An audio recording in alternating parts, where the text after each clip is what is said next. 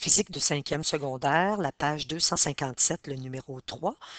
La mise en situation est la suivante. Après une tempête de neige, Juliette sort sur son balcon qui est situé à 7 mètres au-dessus du sol. Donc, elle lance une balle de neige à cette hauteur et avec un angle de 20 degrés au-dessus de l'horizontale. Donc, nous avons un projectile qui est lancé obliquement. Et Roméo attrape la balle un peu plus bas, à 1 mètre du sol, au-dessus du sol, pardon, et tout ça se fait en 1,3 secondes. Alors, première chose qu'on doit faire, on doit représenter la situation. Les projectiles, on les représente avec l'axe des Y et l'axe des X. On ne fait pas un dessin élaboré, je ne veux pas du 3D là-dedans. On se situe par rapport à l'axe des Y. Alors, Juliette, elle est ici. Elle est à 7 mètres par rapport au sol, au-dessus du sol. Donc, ça veut dire que sur l'axe des Y, ça correspond à 7. Elle va lancer une balle de neige, son projectile. Et un peu plus bas, Roméo va attraper cette balle-là. Et cette balle-là, lorsqu'il va l'attraper, par rapport au sol, nous sommes rendus à 1 mètre. Et une autre information qu'on nous donne, c'est l'angle avec lequel elle va lancer la balle de neige. Tout ce processus-là, du lancement jusqu'au moment où Roméo va attraper la balle, ça prend 1,3 secondes. Donc, 1,3 secondes. Alors, nous allons faire notre pose de problème. Donc, une fois que la situation elle est illustrée, deuxième chose à faire, c'est de poser le problème. On peut commencer par notre temps initial, notre temps final. En fait, tout ça se déroule en 1,3 secondes. Le temps initial, on va le poser à 0. La position initiale, si nous retournons au niveau de l'axe des Y et des X, sur la représentation de notre situation, donc la balle de neige, elle est lancée à partir de 7 mètres. Donc, c'est l'axe des Y. Et le déplacement en X, il n'y en a pas. Donc, il est de 0 au départ, initialement.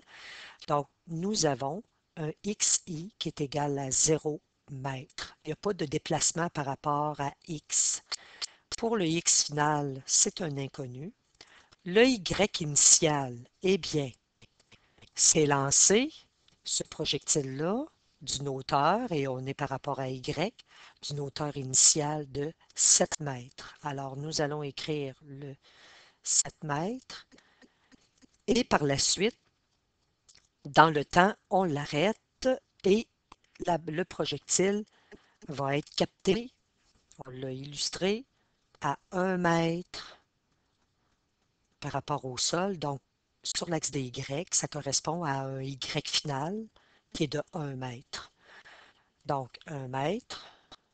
Ensuite, ce que nous avons, c'est la vitesse initiale en x qui n'est pas donnée, la vitesse finale en x qui n'est pas donnée non plus, la vitesse initiale en y qu'on ne connaît pas, la vitesse finale en y qu'on ne connaît pas, l'accélération en x, on se souvient, hein, les mouvements de projectiles, nous avons en x une vitesse initiale qui est égale, une vitesse initiale en x et une vitesse finale en x qui est égale, puisque en x, nous avons un mouvement rectiligne uniforme. En y, c'est autre chose. Nous avons un mouvement rectiligne uniformément accéléré. Par rapport à x, l'accélération est donc de 0 mètres par seconde carré et par rapport à y, elle est égale à moins 9,8 mètres par seconde carré. En fait, lorsque la situation elle est bien illustrée, lorsque votre pose de problème, lorsque vous avez bien posé votre problème, par la suite, n'essayez pas de trouver la réponse à la question. Posez-vous plutôt la question suivante. qu'est-ce que je peux faire avec ce que j'ai de posé comme variable? Alors, regardez les différentes formules qui sont liées avec le mouvement qui est rectiligne, le mouvement qui est en lien avec les projectiles, pardon. Alors, ce qui nous inspire, si on regarde les formules, nous avons une formule qui pourrait nous permettre de trouver une valeur qui est la vitesse initiale en Y. Donc, nous avons le YF, nous avons le YI. La vitesse initiale en Y, on ne la connaît pas, on connaît le temps, le delta T. Ensuite, nous connaissons l'accélération en Y et nous connaissons le temps. Alors, en physique, c'est ça. Donc, l'habileté à illustrer et bien comprendre la situation, ensuite bien poser le problème, ensuite aller chercher la ou les bonnes formules. Souvent, la problématique, c'est qu'on essaie tout de suite, je n'ai même pas regardé la question, je vais la regarder tantôt. Donc, on essaie de tout de suite répondre aux questions. Alors ici, c'était la formule qui était la plus appropriée parce que dans les autres formules, allez les voir, il vous manque toujours deux variables. Donc ici, il en manquait juste une. Je vais pouvoir la calculer. Alors, la position finale en Y, elle est de 1. Je vais laisser tomber les unités pour ne pas alourdir le problème. Les chiffres significatifs, on va arrondir à 2 puisque dans la mise en situation, on nous en donne 2. Mais je vais les laisser tomber aussi pour ne pas alourdir le problème.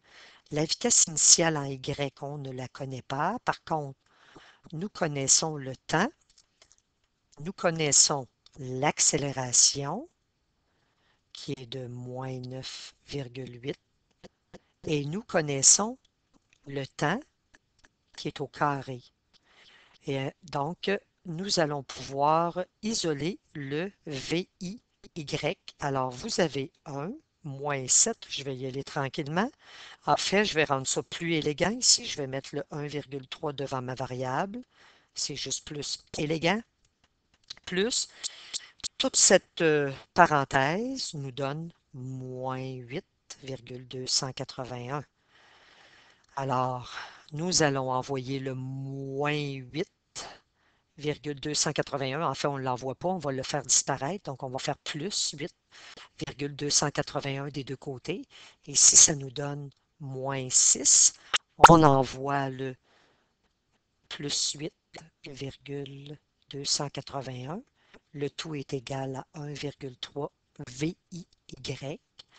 Ça vous donne une vitesse initiale en Y qui correspond à 1,8 si vous arrondissez à deux chiffres après la virgule. Pardon, si vous arrondissez pour avoir deux chiffres significatifs. Alors, vous avez une valeur qui est trouvée. Par contre, est-ce qu'on a répondu à la question? On va aller lire la question. Bien, donc, on demande quelle est la grandeur de la vitesse initiale. Alors, ce qu'il faut comprendre, là, nous avons trouvé une valeur ici qui est la vitesse initiale en Y. On va aller faire un petit peu d'analyse de cette situation-là. En fait, Juliette a lancé la balle de neige avec un angle de 20 degrés au-dessus de l'horizontale.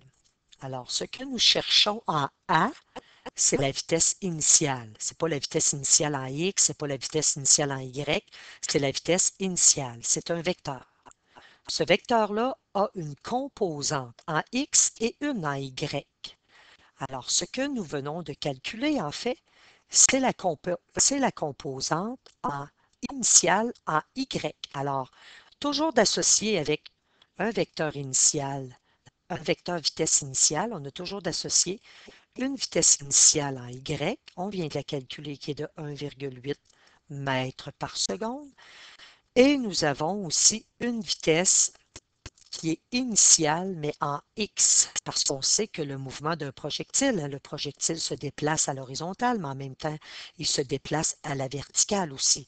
Donc, à l'horizontale et à la verticale. Maintenant, qu'est-ce que nous avons et qu'est-ce que nous pouvons faire avec? En fait, on veut trouver la vitesse initiale. C'est ça qu'on cherche en A. Alors, en A, si on veut trouver la vitesse initiale, nous allons procéder à la trigonométrie. Faites attention, il faut mettre la calculatrice en degrés, sinon, en radians, vous n'arriverez pas aux réponses. Alors ici, nous avons l'opposé à l'angle et nous voulons son adjacent.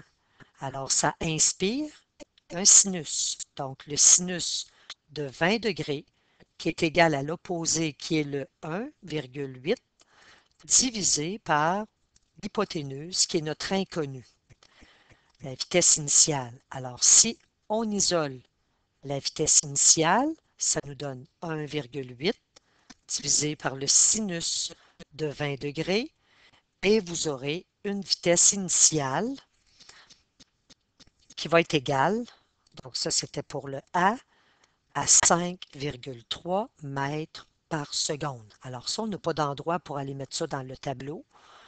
Ça ne va pas avec les composantes en X et en Y, c'est simplement la vitesse initiale.